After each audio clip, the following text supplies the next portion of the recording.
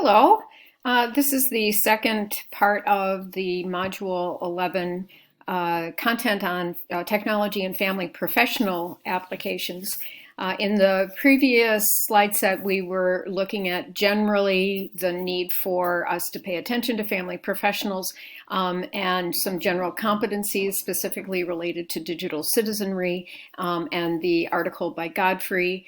And then we also looked at family therapists and the kind of responsibilities and requirements and licensing or certification requirements that primarily revolve around safety and confidentiality and how that might vary depending on where the individual family therapist is practicing.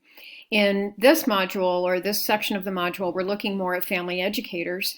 And so I'm going to talk a little bit about family education and family educators specifically in the state of Minnesota who, the parenting educators who work in ECFE, early childhood family education, are licensed teachers, as are the early childhood teachers who also work in early childhood family education. And as licensed teachers, they are required to meet certain competency standards to receive their teaching license. And increasingly, the state has focused on technology as one of them. I'm also going to talk about how technology can be designed and developed specifically to meet the needs of families in family education. And I'll be focusing on a piece of technology that I designed and have been working very closely with for approximately the last 10 years. So one of our considerations with technology is that as we think of ourselves or professionals as educators, we've definitely shifted our roles. We can think of ourselves as content deliverers, as classroom managers, as those who tailor our teaching to a variety of learning needs. But with technology, we now can see ourselves much more, say, as facilitators, as people who are able to make connections from one person to the other, someone who can curate content. We can archive it in a variety of places online, as you see with our use of Canvas and our documenting different, say, URLs or web links around a particular content. So technology has definitely shifted the roles of educators. One of the models that we use when we think about technology with education is this idea of what's called TPACK, or technology is integrated with our pedagogical knowledge or how we teach along with our content knowledge or what we teach. Traditionally in education, we look at that intersection of content knowledge and pedagogy. So in this class, my content knowledge is about families and technology. My pedagogy is currently in the use of online technology, but also in a classroom, our use of small group discussion and selecting particular readings and doing quizzes and how I would assess knowledge and things like that. So content knowledge and pedagogical knowledge are very much intertwined in how we normally think about teaching. And then with technology, that becomes a third section that intersects both with how we teach as well as what we teach. And the dotted line around the outside relates to the variability depending on the contexts that we are in. Again, as I mentioned, for teachers in the state of Minnesota who are becoming licensed teachers, they have to meet a variety of technology requirements. And here you can see a list: knowledge, digital citizenship, contribution to the teaching profession, being able to use a variety of technologies. And in our current situation, you can see why specifically that list of competencies would be so incredibly important. And then looking at different categories and classifications of technology standards, these are some of the competencies that a licensed teacher would have to demonstrate knowledge and understanding of concepts related to technology and student learning. So you can see just a few of those samples. Some of the factors that influence technology use by family education professionals, this has been an area of my research as I've become very interested in how families, of course, are using technology and what it means to their lives, because I work very closely with family educators and family professionals. I have also seen firsthand the challenges that they face when they're not prepared, or depending on the different context situations they work in. And so they want to be able to integrate technology with their families, but they may not have the skills or the resources. And so if we think of this idea of content knowledge plus teaching skills, again, the pedagogy plus the content is equivalent to general competence as an educator. Technology integration means then to deliver the content and to enhance the skills of the learner or learning and instruction as a professional. To consider the learner's attitudes, the comfort and access to devices. So if I'm a parenting educator and I'm now putting my materials online, I have to diversify my understanding of how my different parents are going to be able to access that content, what different devices they may be using to read that content, what their own busy lives are like, and how much time they would actually have to look at that content. I would also consider my own comfort with how I use technology. If somebody expects me to use social media, do I feel comfortable doing that? My attitudes towards technology, my own access to devices. Am I expected to use my personal computer, or does my workplace provide me with a device? And then the culture and the climate of support. So who else do I know as a family professional who uses technology? How can I use those folks as resources? And am I more motivated if I know others who are using technology? But if I'm the only one, well, why would I want to do it? And then finally, looking farther out would be who helps me know how to use technology. So certainly when I go to college and I'm becoming a family professional, are they helping me understand how to use a variety of technologies for my profession, or gaining basic digital citizen skills? And then once I'm in my job, who's providing that professional development training for me? So you can see a variety of considerations from the individual to the learner to the workplace and to pre-professional training. And now I'm sharing just a few pictures here of what an ECFE classroom and classrooms may look like. Early childhood family education in the state of Minnesota provides all families through school districts with an opportunity to come together once a week for 2 hours with their young child between the ages of birth through 5.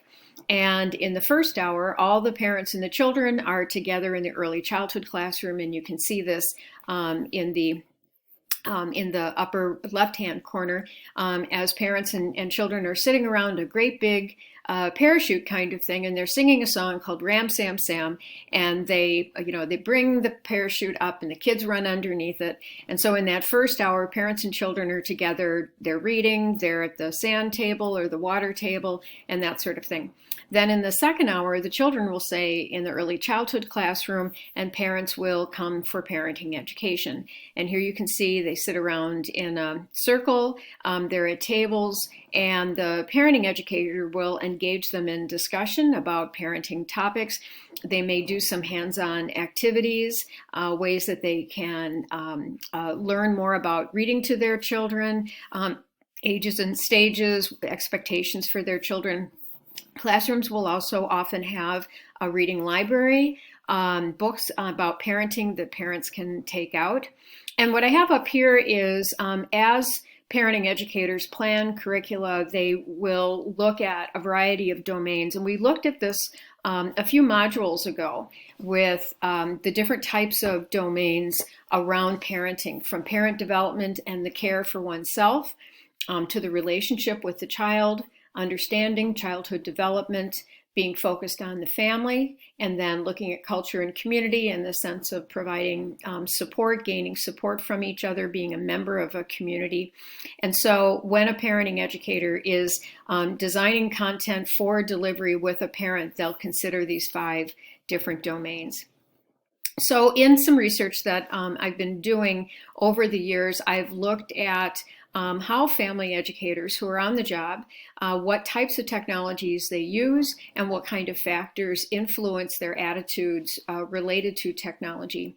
As I've mentioned earlier in the course, one of the things that we know, one of the predictors of people's own technology use in terms of which devices we use, how frequently we're on, things like that, has a great deal to do with our acceptance attitudes. So if we are very positive around technology and something new comes along, we're more likely to use it. Or if we're in a difficult situation, as many teachers now are facing, if your attitudes towards technology are more accepting, you'll be more likely to kind of, bite the bullet and figure out how best to make all of this happen.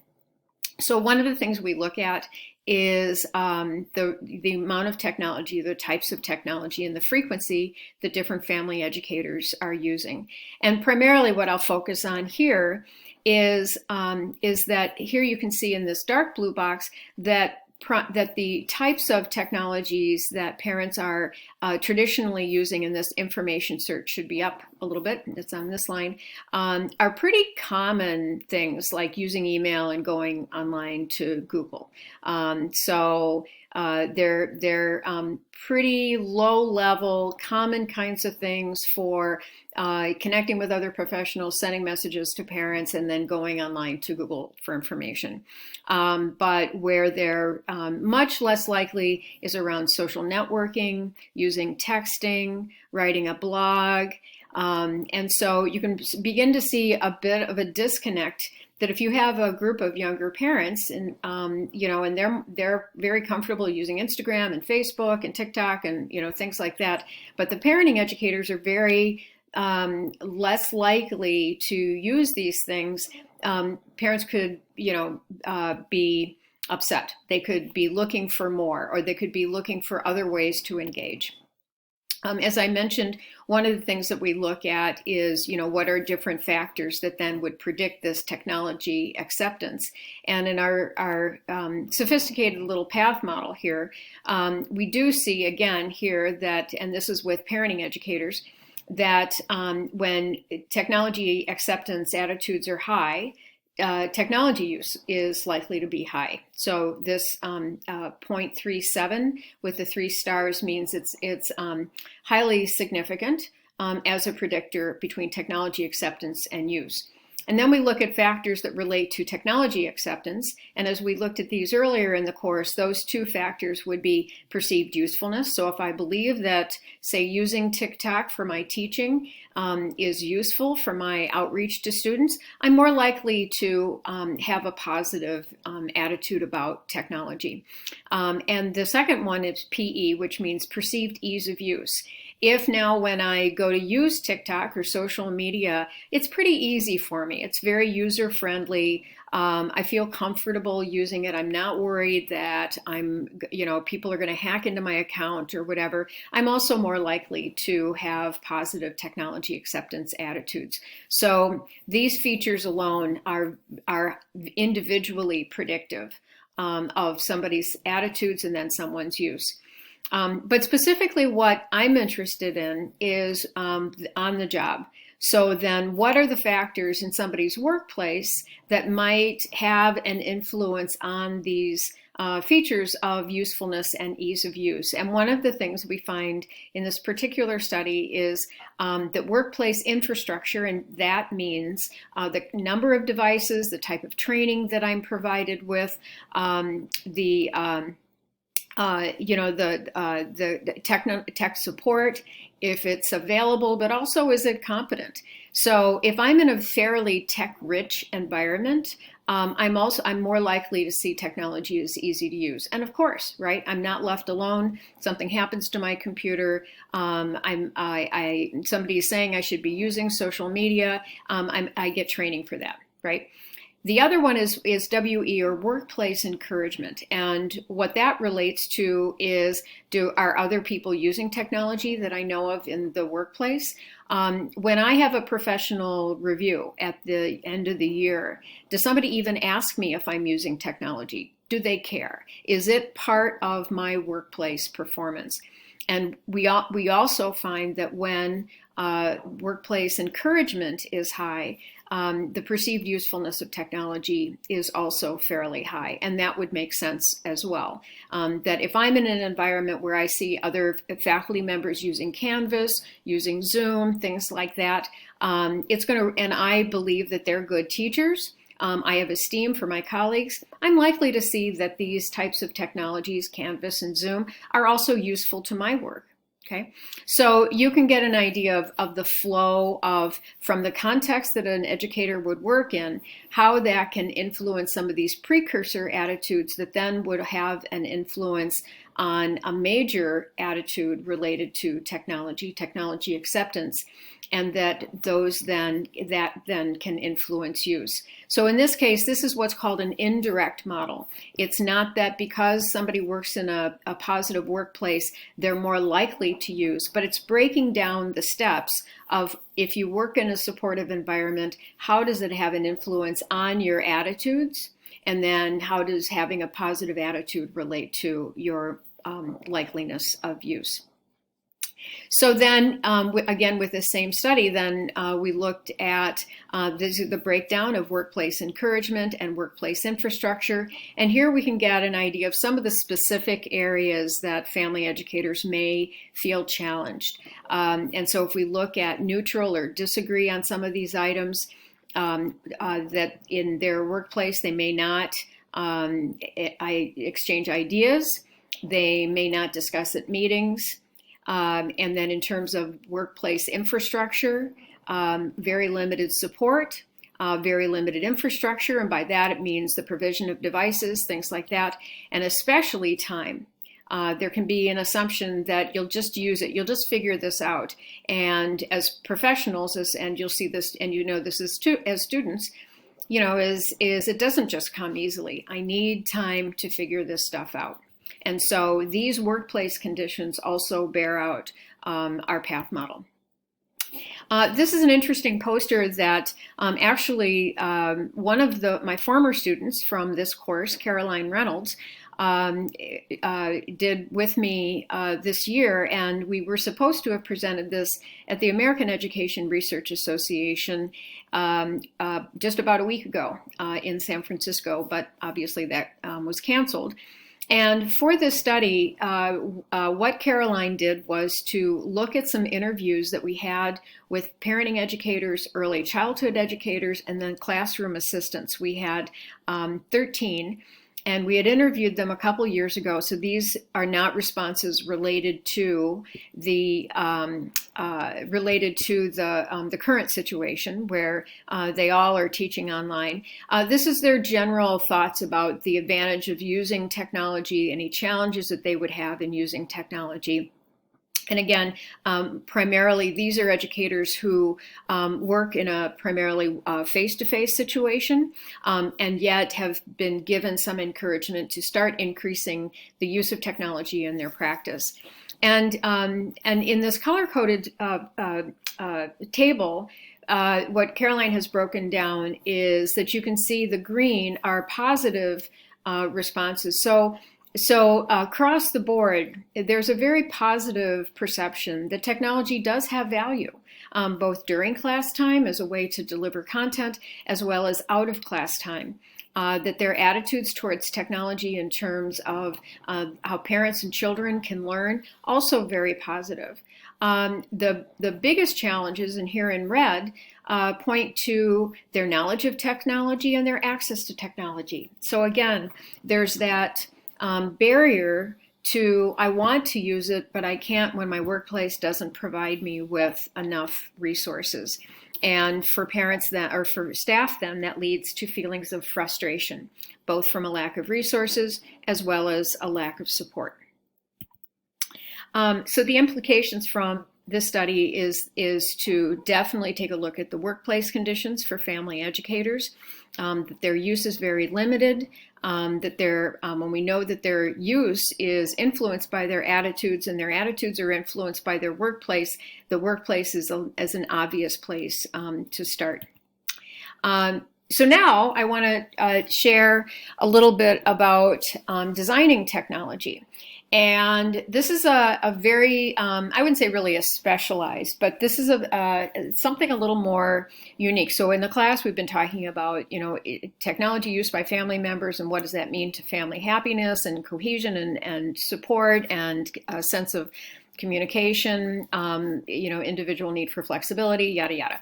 We've also now just started to touch on the use of technology by professionals, and both from that standpoint of what do professionals need to know to integrate technology use in their practice, so as a skill, and also what do professionals need to know from the standpoint of content, so that when a couple comes into a therapist's office and have a conflict around social media, the therapist isn't completely clueless, right? There is some understanding about what does this mean to the couple's communication?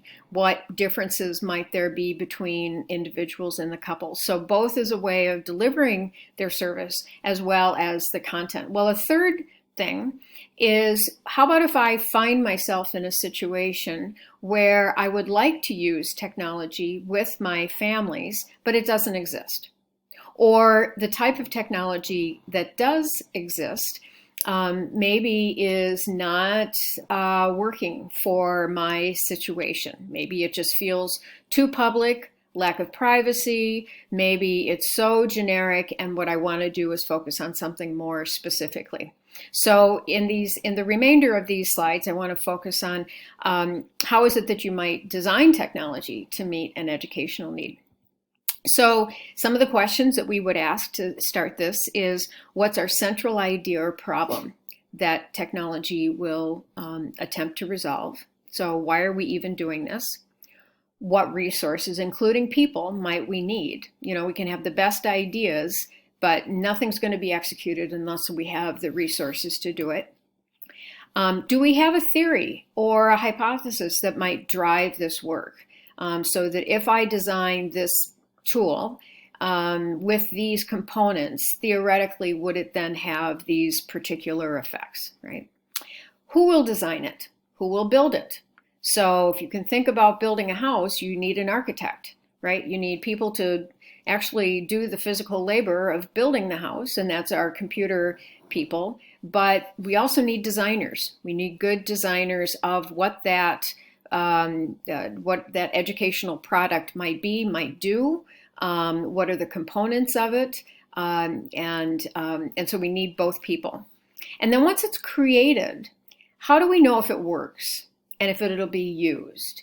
And once it's used, how do we know it'll be sustained? That this won't be something someone will create an account, try, and then they'll never come back to it. And I'm sure if you look at your phone, you'll see a bunch of apps that you've downloaded that maybe you looked at once and you haven't really come back to. Well, that's not sustained use. And so once we have built our piece of technology, we also need to test it, because we need to see if it works, and not just works in our lab, but does it work with a wide number of users? And this is where we get into that territory of, is something user friendly? And then finally, once we've tested it, how do you get it into the hands of the people who will want to use it? So you've thought about it, you've designed it, now you've built it, now you've tested it, it works, and now you're trying to get it out there, but you want to get it out there in ways out of just you into practice, into the hands of educators and their family members, or into the hands of therapists and the clients. Okay. The particular piece of technology that I've created is based somewhat on this conceptual framework that I pulled together a few years ago. I'm very, very interested in the social dynamics of parents' lives and how interacting with other people, with friends and family, with going online, with their connections through Facebook, through discussion groups that provide support. What do those social connections mean to parents' learning? And if you're not expected to know this, I'm just giving you some background on this. This side of the model is all just in real life. This is not even has anything to do with technology. And so we know that when parents have social support, when they feel a sense of social capital, that they have connections that they can trust, when they are with other people that they feel comfortable learning with, these are social and cognitive processes that occur through interactions that then influence parents' well-being, their development, their knowledge about child development, their comfort with themselves. And the stronger that a parent is from these various resources, the stronger the parent-child relationship will be, because they will enact what they know into that relationship, and that positive parenting and the positive parent-child relationship will potentially lead to much stronger child development outcomes. And so if we think about, again, these social processes as being very positive forces in a parent's lives, and then we think about the structural dimensions of those social connections. And by here, I mean, how many people does a parent know? Is a parent embedded within a network and they're very strong social ties? Does a parent live in the middle of nowhere and they are relatively isolated? Are they intermarrying their own culture and another culture, and so they're at a very distant place in a network that they have very minimal connections to the depth of that second culture? So that's what these structural dimensions are. So my interest in this sort of social model as it influences parents' well-being is then transferred to what do we know from technology, from the internet, from parents' use of technology that informs how do they access people, right? How do they interact with people? And then how does technology vary depending on the individual's own use? And how is parents' use of technology motivated by their parenting? So again, the very bottom line in my explanation on this is that parents are part of a social world, and that social world can very much be facilitated by their interactions with technology. So our interest in designing technology then for the early childhood family education program culminates in what we call Parentopia.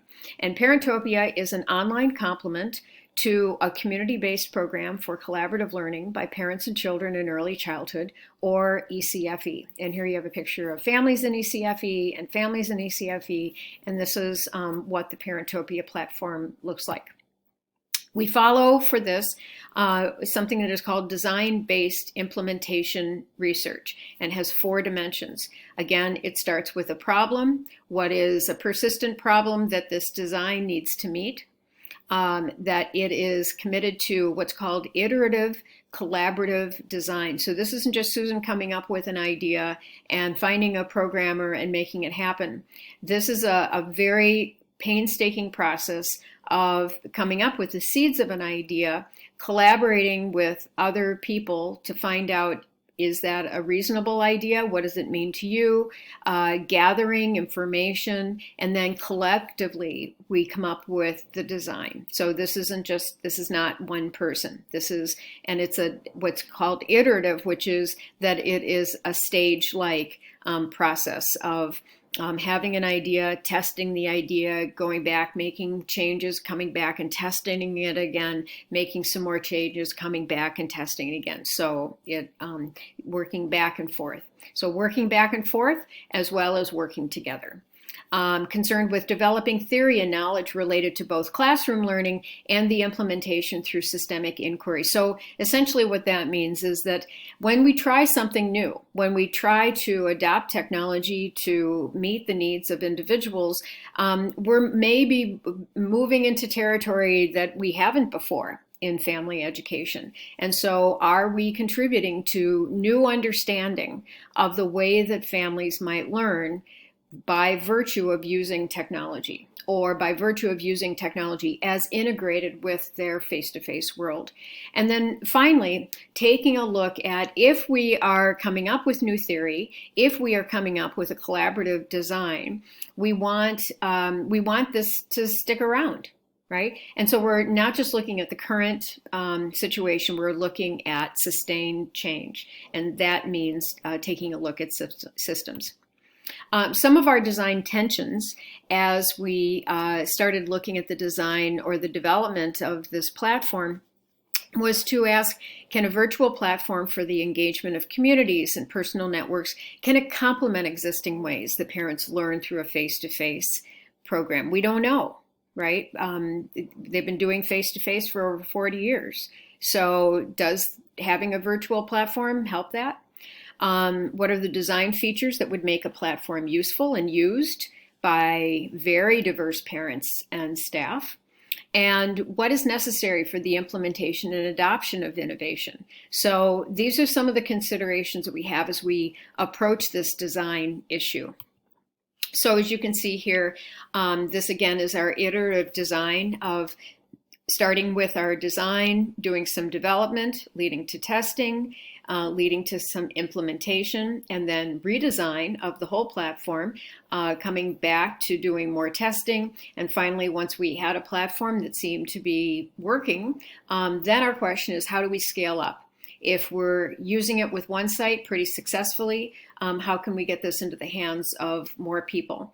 And then in the boxes, which you can see with each step, are the different ways that we collect data.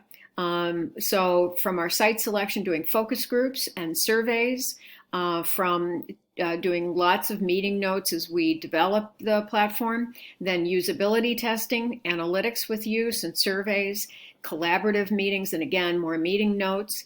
Then with testing, again, looking at usability testing and analytics. The analytics will tell us how frequently are people going on, which people are going on, things like that, how long are people staying. And then finally, scaling up with continuing the analytics and continuing implementation supports. When we were designing the platform, again, we used both a combination of focus groups with families, and we selected a site that was very ethnically and socioeconomically diverse, and also, and because I didn't want personally to go to a neighborhood that was white and well educated and had a good amount of money, because that just, to me, is not representative of families in Minnesota. And so if this was going to be used and it was going to be useful, we needed to test it on as diverse of a group as we could. So we chose one particular site, and they had 8 classes, 2 of them in Spanish, and we did focus groups in the classes. We also did surveys that asked about parenting and supports and use of technology and things like that. These are the kinds of things that parents told us they wanted the platform to be able to do for them. They wanted to connect more easily. They wanted more access to the parenting educator outside of their face-to-face class. They wanted to be able to share information with each other, and they wanted to access resources from the class. If you look at those, you probably think it sounds a whole lot like Canvas or Moodle, and it actually does. And so it was nice to hear from the parents that a system available online that meets the needs of my college students very much could be valued by parents as well. Parents also, though, were very cautious with us and said, but whatever you design, it needs to be private. I need to feel secure. I don't want a sense that whatever I talk about with parenting, other people are going to read. People I don't know. I need control over the other parents that are able to be connected and who gets to connect. It absolutely needs to be easy to use and easy to navigate. I'm a busy parent. I've got little kids at home. The last thing that I need is something that I have to spend extra time on. I want tools that I can a variety of tools so that I'm not coming to do just one thing, and I also need you to consider all the parents in the program, not just me who speaks English, but I want you to think about other parents in my class who may not speak English. I need you to think about the parents in my class who may not have strong wireless connections, things like that. So huge task. So we designed a first version of it, and you can see a picture here. We did English language, English-Spanish translation. We had a Google Calendar over here. This is the top of the web page. These were pull-down menus, and they could see different information about the class or about the program, resources in the community, information about the staff, and technical help with the site. And then the second, I should also mention that the picture here, this marvelous picture, these little dots here represent a slideshow. And so there was a nice slideshow of families that when you went into the site, part of my interest with developing the site was so that when a parent would visit it, it felt like going to their class, right, going to their program, so they would see the faces of other family members. And then the bottom of it, they would have individual class locations so that they could go into their class and have a conversation with other parents that they felt they knew more, because of course these are the parents they went to class with. There's a center area for staff to provide updated ongoing information about theme of the week, things like that. And then we had kind of a real dynamic shared area so that when the discussion topics were updated, those were the most recent ones. So it was great. We had a lot of stuff, and yet it wasn't perfect. Even though we had done a tremendous amount of testing with it, we found some issues. It was great in concept. However, we found that a lot of parents and staff were not using it. A big feature was that we had developed this between 2012 and 2014 when we were still a relatively mobile society that meant using laptops. We had yet to really integrate smartphones as being our little walking computers. So by the time we had launched it in 2016, I believe it was, families were not wanting to, squish down all of that content into a little bitty screen. They needed it to be far more mobile. Also, the way that we had it had been programmed was a bit like a patchwork quilt, where it was a blogging platform and then different applications had been kind of stitched together. And so every time there was an update for one of them, it meant that the other ones needed to be reprogrammed so they all fit together.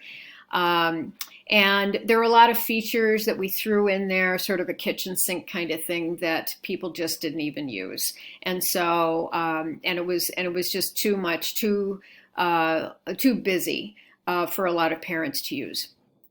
So we redesigned it, and we just scrapped the whole thing. I was very lucky to have an undergraduate student who was in computer science who was looking for an internship. And I explained kind of where we were, and he said, well, let's just build it from the ground up. So we met all again with our design team, with our teachers and our parents, and we said, what are the most essential components that we need for this? And so we streamlined it. We focused primarily on the social components, on discussion, on class discussion, on being able to contact other members of one's class.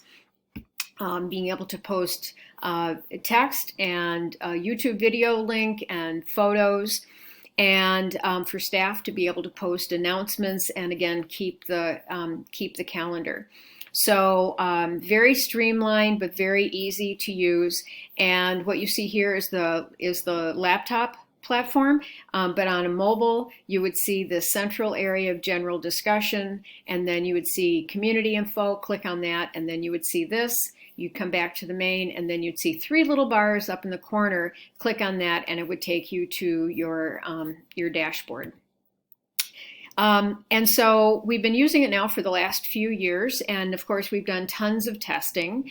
And I will say parents love it.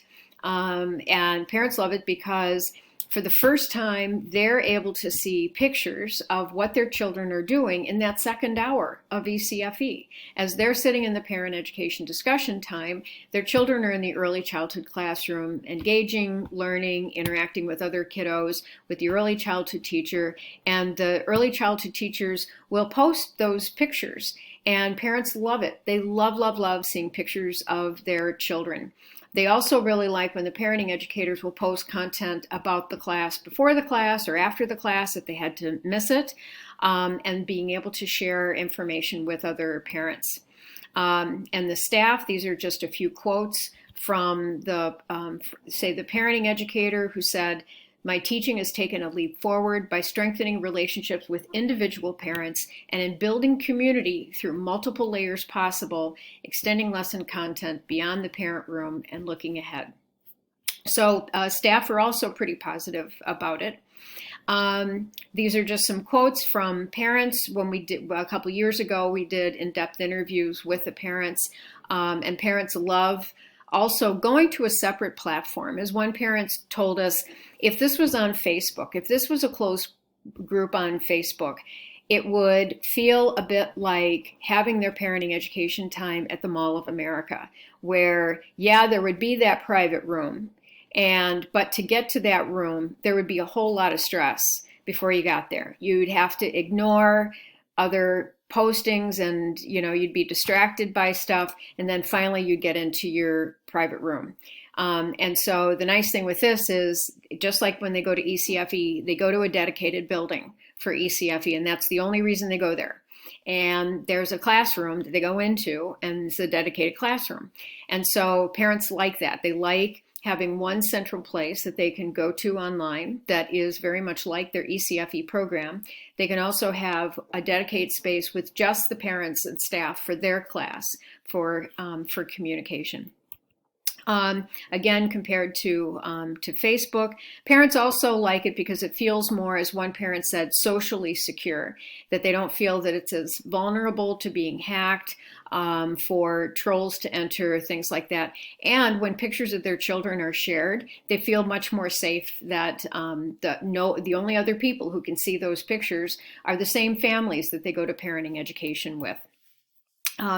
The other thing that for me is very exciting is what it can do that a face-to-face program cannot do, is to provide parents with exposure to other parents that they don't see on a regular basis.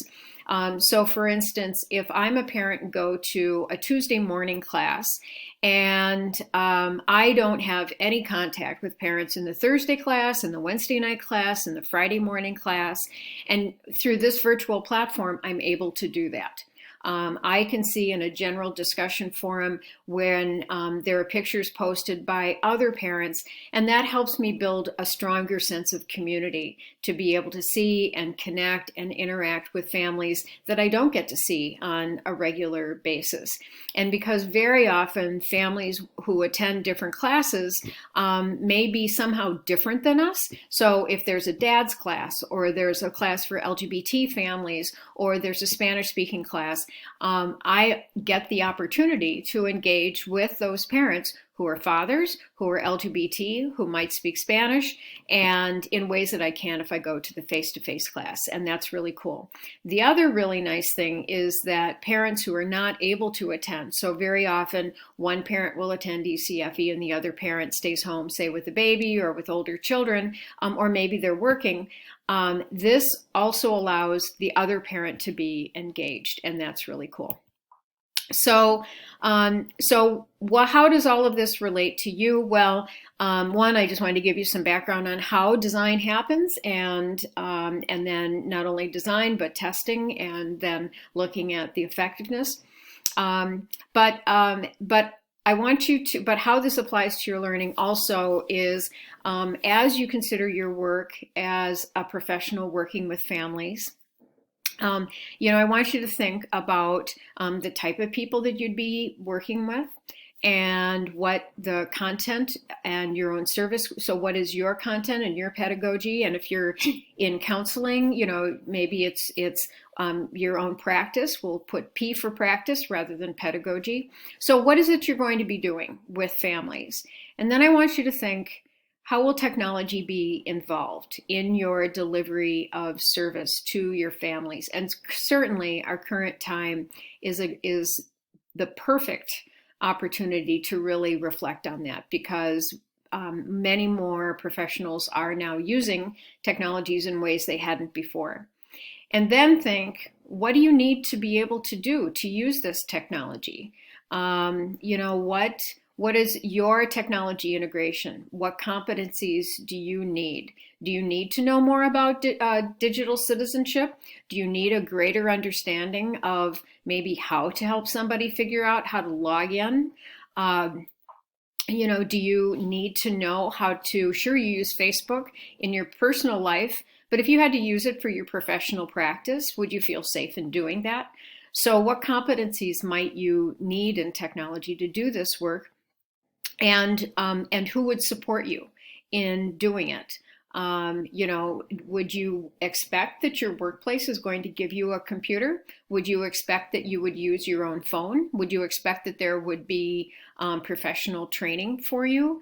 And especially for if you're going into a field for which you would be certified or licensed, what kind of criteria would you expect and want your professional association to demand of other professionals in your field? And so that brings us to the end of this module and this slide set. We'll be engaging online, and I'll be available for any of your questions. And so I hope you enjoyed. This is a deeply personal, professional area of interest of mine.